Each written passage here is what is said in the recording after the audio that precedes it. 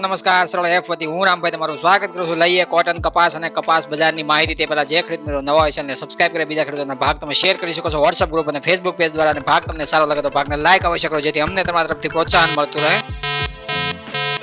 કપાસ બજારની અંદર છે દિવસનો આ પ્રથમ ભાગ રજૂ કરવામાં આવ્યો છે, જેની અંદર માહિતી લઈએ. વૈશ્વિક રિપોર્ટ અને વૈશ્વિક રિપોર્ટ ઉપર છે બંને વાયદાની બંધ સપાટી કેવી જોવા મળે છે બાદ આપણે ચર્ચા કરીએ. કપાસ બજારની અંદર અલગ અલગ વિસ્તારોમાં કેવા ભાવ છે આપણે જોવા મળ્યા છે. સ્ટેટ વાઇઝ એસ્ટિમેટેડ કોટન અરાઇવલ્સની વાત કરીએ તો 11 એપ્રિલના રોજ છે દેશની અંદર જોઈએ તો આવક છે અલગ અલગ રાજ્યોમાંથી કેવી જોવા મળે. સૌપ્રથમ ગુજરાતથી શરૂઆત કરીએ તો ગુજરાતમાં છે 18,500 ગાંસડીની આવક દર્શાવવામાં આવી હતી, કારણ કે રજાઓના દોડના કારણે છે ઘણા બધા માર્કેટિંગ યાર્ડો છે દેશની અંદર બંધ જોવા મળ્યા હતા. એના લીધે આવકનું પ્રમાણ દેશમાં ઘટેલું છે. મહારાષ્ટ્રની વાત કરીએ તો 19,700 ગાંસડીની આવક જોવા મળી હતી. મધ્યપ્રદેશની વાત કરીએ તો 1,000 ગાંસડીની આવક ત્યાંથી જોવા મળી હતી. કર્ણાટકની અંદર 1,000 ગાંસડીની આવક જોવા મળી હતી. તેલંગાણાની અંદર જોઈએ તો આપણે 800 ગાંસડીની આવક જોવા મળે છે. આંધ્રપ્રદેશની વાત કરીએ તો 200 ગાંસડીની આવક ત્યાંથી જોવા મળી. તામિલનાડુ, ઓડિશા આ તમામ રાજ્યોની અંદર છે આવક જોવા નથી મળી. કુલ ટોટલ નોર્થ ઝોનમાં જોઈએ તો પંજાબ, હરિયાણા, રાજસ્થાન લાઇનમાં 5,000 ગાંસડીની આવક જોવા મળે છે.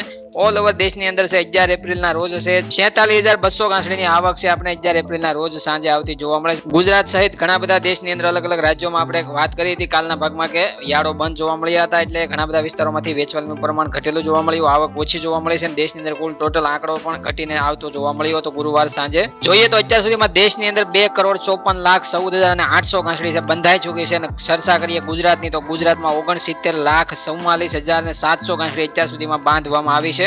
તો કાલ સાંજના ભાગમાં આપણે સાપ્તાહિક નિકાસ વિષયના જે ડેટા છે રજૂ કર્યા હતા અને એના ઉપર છે આંકડા ખરાબ જોવા મળ્યા હતા, એ પણ આપણે ચર્ચા કરી હતી. અને એના ઉપર છે લગભગ આપણે એવી ધારણા મૂકી હતી કે વૈશ્વિક રિપોર્ટની અંદર પણ આ સાપ્તાહિક નિકાસ વિષયના ડેટાનો પણ અસર જોવા મળશે. અને એના આધારિત છે 2024 એપ્રિલનો વૈશ્વિક રિપોર્ટ છે આપણે જોવા મળી શકે છે. અને એ પ્રમાણે છે વાયદા ઉપર પણ તમને બંને વાયદામાં એની અસર જોવા મળશે, એવી પણ આપણે ચર્ચા વારંવાર કરતા આવ્યા છીએ. રિપોર્ટમાં ટૂંકો અંદાજ જોઈએ તો કપાસમાં US 2023-24 કપાસના પુરવઠા અને માંગના અંદાજો આ મહિને યથાવત છે. અંતનો સ્ટોક આગાહી 25 લાખ ગાંસડી છે અથવા કુલ ગાયબ થવાના 18% ગણી શકીએ. અને એ પ્રમાણે જોઈએ તો આ મહિનાનો રિપોર્ટ આગલા મહિનાની બરાબર જ આપણે જોવા મળે છે. અપલેન્ડ એટલે કે સાદા કપાસ ઉત્પાદકો દ્વારા પ્રાપ્ત થયેલા માર્કેટિંગ વર્ષનો ભાવ સરેરાશ 73 સેન્ટ પ્રતિ પાઉન્ડ રહેવાનો અંદાજ છે, જે ગયા મહિના કરતા 1 સેન્ટની અંદર છે ઘટાડો કરવામાં આવ્યો છે. જે ગયા મહિને 77 સેન્ટ રાખવામાં આવ્યો હતો એની અંદર 1 સેન્ટનો ઘટાડો કરવામાં આવ્યો છે.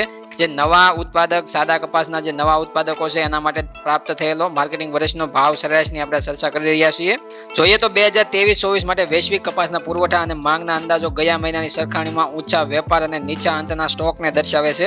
જોકે વિશ્વની અંદર ઉત્પાદન વપરાશ મોટે ભાગે યથાવત છે. 2023-24 માટે વિશ્વ વેપાર આ મહિને 7 લાખ ગાંસડી વધીને લગભગ 440 લાખ ગાંસડી એટલે કે 44 મિલિયન ગાંસડી થવાનો અંદાજ છે, કારણ કે ચીનની આયાતમાં 1.3% એટલે કે 13 લાખ ગાંસડીનો વધારો માત્ર પાકિસ્તાન અને ઇન્ડોનેશિયા માટેના ઘટાડા દ્વારા આંશિક રીતે સરભર છે. જે બ્રાઝિલ, ઓસ્ટ્રેલિયા અને તુર્કીની નિકાસ પોઝિટિવ પ્લસ પોઈન્ટ જોઈએ તો 7 લાખ ગાંસડીનો છે વૈશ્વિક રીતે વધારો વપરાશમાં થવો 7 લાખ ગાંસડીનો એ સારો પ્લસ પોઈન્ટ ગણી શકીએ. પણ સામે છે અમેરિકા માટે પ્લસ પોઈન્ટ નથી, ભારત માટે પ્લસ પોઈન્ટ છે. અમેરિકા માટે કારણ કે ઓસ્ટ્રેલિયા અને જોઈએ તો બ્રાઝિલ છે ડિસ્કાઉન્ટમાં છે આપી રહ્યા છે, વેચી રહ્યા છે, અને માલ છે ડિસ્કાઉન્ટમાં વેચવાથી છે વધારે પડતું ચાઇના ખરીદી પણ છે, બીજા દેશો પણ છે જ્યાંથી કરતા હોય છે. પછી જ વારો છે અમેરિકાનો આવતો હોય છે ઊંચા ભાવે, અને એનું દબાણ પણ અમેરિકન વાયદા ઉપર છે આવતું જોવા મળતું હોય છે આપણને. જોઈએ તો 2023-24 માટે સમાપ્ત થતા સ્ટોકમાં આ મહિને લગભગ 3 લાખ ગાંસડીનો ઘટાડો થવાનો અંદાજ છે, કારણ કે સમગ્ર પશ્ચિમ આફ્રિકા, ઓસ્ટ્રેલિયા અને બ્રાઝિલમાં નીચા સ્ટોકની ચીનમાં ઊંચા પુરવઠાની સરભર કરતા વધુ છે. એટલા માટે 3 લાખ ગાંસડી ઘટવાનો અંદાજ છે આ મહિને રાખવામાં આવ્યો છે. એકંદરે વૈશ્વિક રિપોર્ટની અંદર જોઈએ તો ભારત માટે પણ વૈશ્વિક રિપોર્ટ સારો છે, બ્રાઝિલ માટે પણ સારો છે, ઓસ્ટ્રેલિયા માટે પણ સારો છે. એકંદરે જોઈએ તો અમેરિકા માટે નબળો અને નેગેટિવ કહી શકીએ, કારણ કે અમેરિકાને કોઈ ફાયદો થઈ શકે તેમ છે નહીં. 7 લાખ ગાંસડીની છે વધારે વપરાશ જોવા મળે છે, પણ માલ પાડોશીનો ઉઠાવી રહ્યા છે. એવી રીતના બ્રાઝિલમાં ખરીદી વધી રહી છે, ઓસ્ટ્રેલિયામાંથી ખરીદી વધી રહી છે, અમેરિકામાં ઘટી રહી છે. ડિસ્કાઉન્ટ ઉપર છે બ્રાઝિલ વેચી રહ્યું છે. અને બીજા નંબરમાં જોઈએ તો 125 લાખ ગાંસડીની નિકાસની જે વધારે પડતી નિકાસ કરવાની જરૂર અમેરિકાને પડતી હોય છે, અને 125 લાખ ગાંસડી સુધીનો ટાર્ગેટ હોય છે ત્યાં પહોંચવા માટે છે નિકાસ એને વધારે પડતી કરવી પડતી હોય. નિકાસ ઉપર આધારિત જે દેશ હોય એમાં સાપ્તાહિક નિકાસ વિશેના ડેટા નબળા આવવા, વૈશ્વિક રિપોર્ટની અંદર વપરાશ વધવો છતાં પણ અમેરિકાનું નામ છે એમાં દાખલ ન થવું, આ તમામ છે એને નેગેટિવ પોઈન્ટ ઉપર પહોંચાડે છે. અને એના લીધે વાયદા ઉપર છે આપણને વારંવાર દબાણ જોવા મળ્યું, પ્રેશર જોવા મળ્યું, અને આપણે પણ કહ્યું હતું 85 સેન્ટ સુધીની તળિયાની સપાટી વાયદો બતાવી શકે છે. આપણે કાલના ભાગમાં સાંજે જ્યારે 87 સેન્ટ ઉપર વાયદો ચાલતો હતો ત્યારે પણ આપણે કહ્યું હતું કે જો રિપોર્ટની અંદર છે નબળા ડેટા જોવા મળશે તો 88 સેન્ટ જ્યારે ચાલતો હતો ત્યારે પણ આપણે બંને રિપોર્ટની ચર્ચા કરી હતી કે બંને રિપોર્ટ સારા નહીં આવે તો 85 સેન્ટ સુધી તળિયાની સપાટી બતાવે અને આગલા દિવસે એને પણ ક્રોસ કરી શકે છે.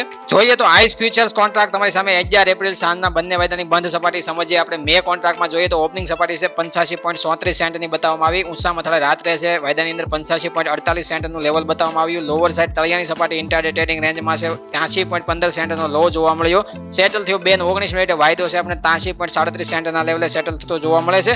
1.94% મજબૂત મંદી જોવા મળે છે અને એના લીધે વોલ્યુમની અંદર ખાસો એવો ઘટાડો છે. 45,000 વોલ્યુમ પહોંચતું જોવા મળે છે અને વોલ્યુમની અંદર છે 92,000 ઉપર વોલ્યુમ વધતું છે જુલાઈ વાયદામાં જોવા મળે છે. જુલાઈ કોન્ટ્રાક્ટમાં ઓપનિંગ જોઈએ તો 87.9 સેન્ટની જોવા મળે છે. ઊંચા મથાળે 87.30 સેન્ટના ભાવ છે બતાવવામાં આવ્યા. રાત્રે છે લોવર સાઈડ છે 85.12 સેન્ટના ભાવ તળિયાની સપાટી વાયદાની અંદર બતાવવામાં આવી. સેટલ થયો 2:19 મિનિટે 85.25 સેન્ટના લેવલે 1.82%ની ઘટાડાની ચાલ જોવા મળી. વાયદા ઉપર છે વધારે પડતું દબાણ આવતું જોવા મળ્યું અને એ આપણે ચર્ચા પણ કરી હતી કે વાયદાની અંદર 85 સેન્ટના નીચેના લેવલ પણ બ્રેક કરી શકે છે. એવી રીતના આપણે નીચેના લેવલ બતાવવામાં આવ્યા. જે બંને રિપોર્ટ છે અમેરિકા માટે કોઈ ફાયદાકારક નથી કારણ કે સાપ્તાહિક નિકાસ વેચાણનો જે અસર છે એ ભારતીય બજારો ઉપર પણ પડ્યો હતો. એ પણ આપણે ચર્ચા કરી હતી. રૂ બજારની અંદર પણ દબાણ જોવા મળ્યું હતું અલગ અલગ તમામ ગ્રેડની અંદર અલગ અલગ રાજ્યોમાં. એવી રીતના અમેરિકન કોન્ટ્રાક્ટમાં જોઈએ તો ડિસેમ્બર કોન્ટ્રાક્ટમાં છે 81.43 સેન્ટની ઓપનિંગ સપાટી જોવા મળી અને વાયદાની અંદર છે 2:19 મિનિટે 80.69 સેન્ટના લેવલે છે વાયદો આપણે તળિયાના ભાવે બંધ થતો જોવા મળ્યો. 0.74%ની એમાં પણ આપણે મંદીની ચાલ જોવા મળી. અને જોઈએ નિકાસ વેચાણ નબળું હોવાના લીધે છે ઘરેલુ કોટન MCX ની ઉપર છે મે કોન્ટ્રાક્ટમાં પણ દબાણ જોવા મળ્યું. હાજર બજારમાં રૂના ભાવની સાથે છે આપણે ઓપનિંગ સપાટી છે 60,160 રૂપિયાની વાયદાની અંદર જોવા મળે. ઊંચા મથાળે છે 60,280 રૂપિયાના ભાવ જોવા મળે. લોવર સાઈડ છે 60,000 ના ભાવ છે આપણે વાયદાની અંદર જોવા મળ્યા અને લાસ્ટ વાયદો જે આપણને બંધ થતા જોવા મળે 60,000 ના ભાવે. અને સાંજે વાયદો બંધ થયો તો 120 રૂપિયાના ઘટાડા સાથે વિદેશ વાયદાના આધારિત છે દબાણ જોવા મળતું હતું. વાયદાની અંદર ઘરેલુ કોટન MCX મે વાયદામાં છે આપણે 120 રૂપિયાનો ઘટાડો જોવા મળ્યો. જુલાઈ વાયદાની અંદર છે ન્યુટ્રલ ભાવ જોવા મળે છે, નથી ઘટાડો નથી વધારો.